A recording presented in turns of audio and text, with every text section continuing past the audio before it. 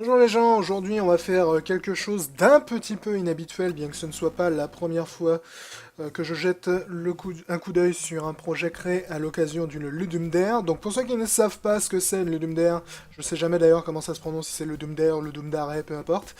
C'est généralement un événement durant lequel des développeurs sont invités à participer à une game jam dans laquelle ils doivent créer un jeu, généralement avec un temps limité. En l'occurrence, ici, il s'agissait de 48 heures.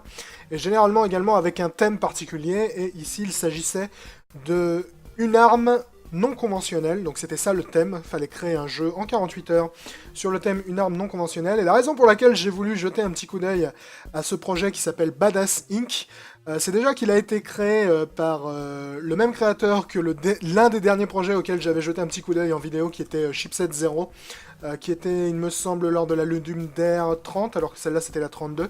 Donc Sébastien Bénard. J'aime aussi particulièrement en fait ce qu'il a fait, c'est qu'il s'est particulièrement bien moqué du thème qui était donc une arme non conventionnelle. Donc dans Badass Inc, nous allons incarner cet assassin qui est là devant nous. La mission de notre assassin va être d'aller flinguer l'habitant de l'appartement que l'on voit derrière nous. Et évidemment, notre employeur nous a ordonné d'utiliser une méthode non conventionnelle, ce qui agace particulièrement notre protagoniste, puisqu'elle préférerait probablement, et d'ailleurs elle nous le dit franchement, lui coller juste une bonne décharge de blaster dans la gueule.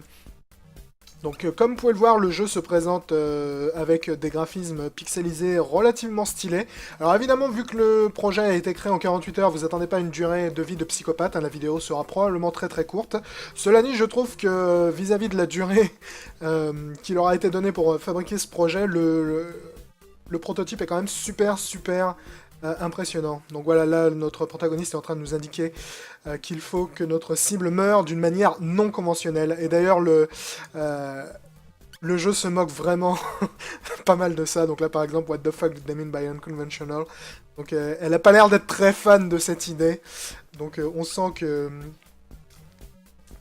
le développeur s'amuse un petit peu de ce thème, notamment vu que notre employeur s'appelle Ludum Tech, ce qui est évidemment une référence tout à fait évidente à Ludum Dare.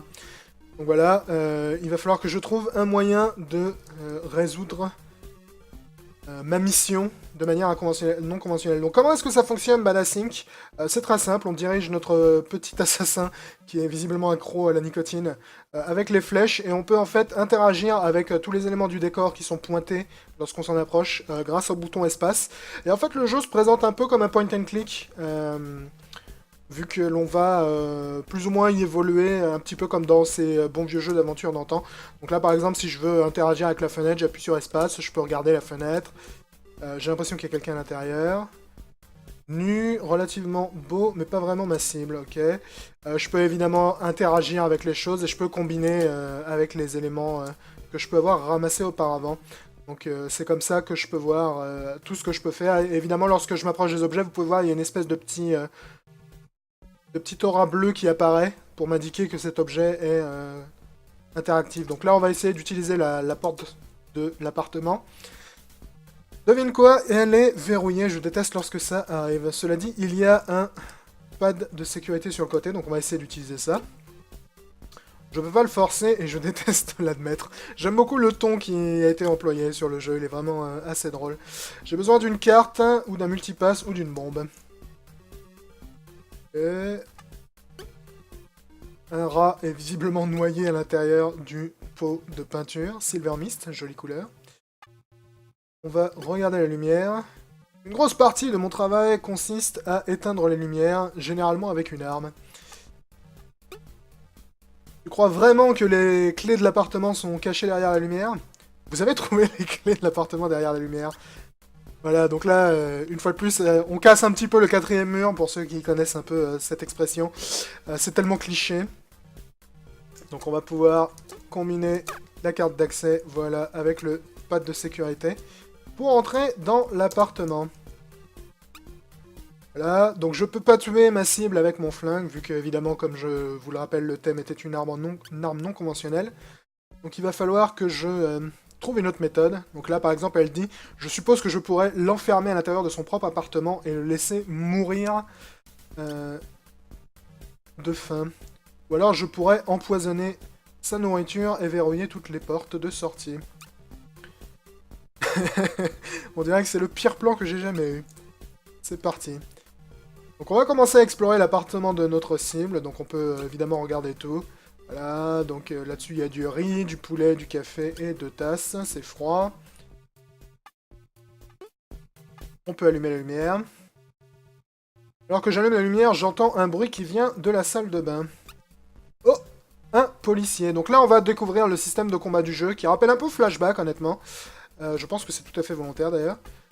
Puisqu'en fait on va se baisser derrière une espèce de bouclier énergétique et on va pouvoir shooter en se levant au bon moment pour flinguer notre cible. Donc c'est relativement basique évidemment, mais je trouve que c'est plutôt bien fichu. Et honnêtement je trouve qu'ils ont vraiment fait du super travail d'un point de vue graphique.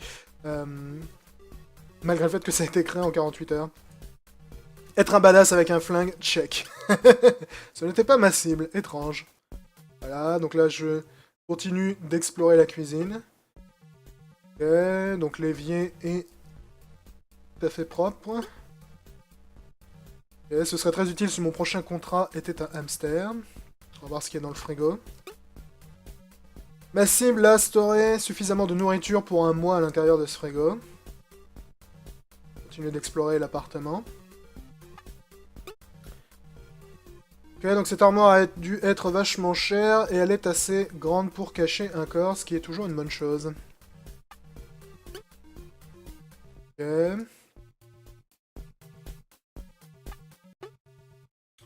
Le lit a l'air très confortable et vous sentez un parfum de femme. Il y a une petite clé derrière le sein, donc on va le prendre. Voilà, on a ramassé une petite clé pour être tout à fait utile à terme. Je crois pas qu'il y ait grand chose d'autre à faire ici. Bon. Je peux me servir peut-être du lavabo. Servir du frigo. Bon, j'ai pas le temps pour ça, nous dit-elle. On va essayer de se servir du... On peut pas se servir du... Ronde. Ok, donc le repas est probablement date probablement d'il y a un jour ou deux. Tu trouves un couteau sur la table, pas assez aiguisé pour tuer quelqu'un, mais ça pourrait être utile. On va aller explorer la salle de bain. Encore un flingue... Enfin, un flic, pardon, armé jusqu'aux dents. Boum, désintégré. Pharmacie. Des tas de pilules. C'est verrouillé. Donc j'ai trouvé une petite clé, on va essayer de la combiner, voilà, avec la pharmacie. Pour se servir des pilules. Remarquez immédiatement un médicament intéressant, des pilules contre la constipation. Une petite pilule, beaucoup de fun. Là, donc j'ai trouvé des pilules anti-constipation. Je suis sûr que ces pilules seront très utiles, vous savez, pour le kill non conventionnel. Regardez les toilettes, extrêmement propres.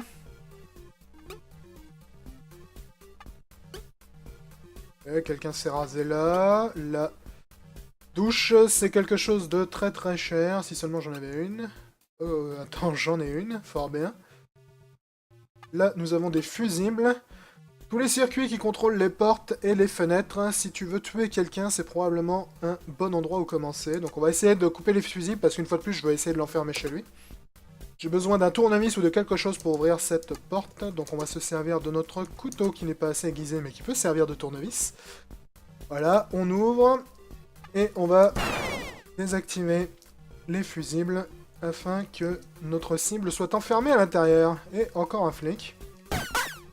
Il a réussi à me toucher, ce bâtard. Fair play. Allez, lève-toi, pourriture. Ah oui, faut que je fasse gaffe, là, je vais finir par me faire flinguer. On va être plus prudent, du coup, on va attendre de le laisser tirer avant de riposter. Et de se faire désaguer la gueule, voilà. J'aime beaucoup son attitude. Dommage que j'ai pas emmené mes grenades. Ça me rappelle un peu un dialogue dans Serenity, ça. Donc on va aller empoisonner sa nourriture avec les pilules. Voilà. Et mission accomplie. On peut maintenant se tirer. Tout est prêt. On va attendre notre invité à l'extérieur. pour aller se planquer dans l'ombre le temps que notre cible arrive avec sa petite voiture volante. Le voilà. Bonsoir, monsieur. C'est quoi son nom déjà? J'aime beaucoup l'attitude. Fuck that shit. Rien à foutre. Rentre là-dedans avant que je change d'avis et que je te flingue d'une manière plus conventionnelle. Donc une fois de plus, le développeur se moque très ouvertement du thème de la Ludum Dare, ce que je trouve assez rigolo. Voilà, maintenant tu me mourras dans une semaine ou deux. J'espère que c'est original, que c'est assez original, pardon, pour mon client. Donc j'ai verrouillé la porte. Et désormais il est condamné à vivre dans son appartement sans pouvoir en sortir avec la nourriture empoisonnée. Sérieusement? C'est le pire contrat que j'ai jamais eu.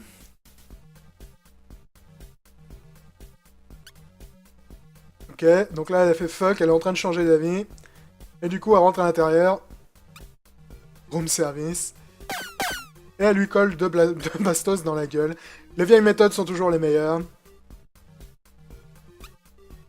J'adore mon travail. Et elle se tire. Donc voilà, c'était Badass Inc. Donc un projet, voilà, un jeu développé en 48 heures par Sébastien Bénard. Et en plus, tous les liens pratiques là-dessus, c'est magnifique.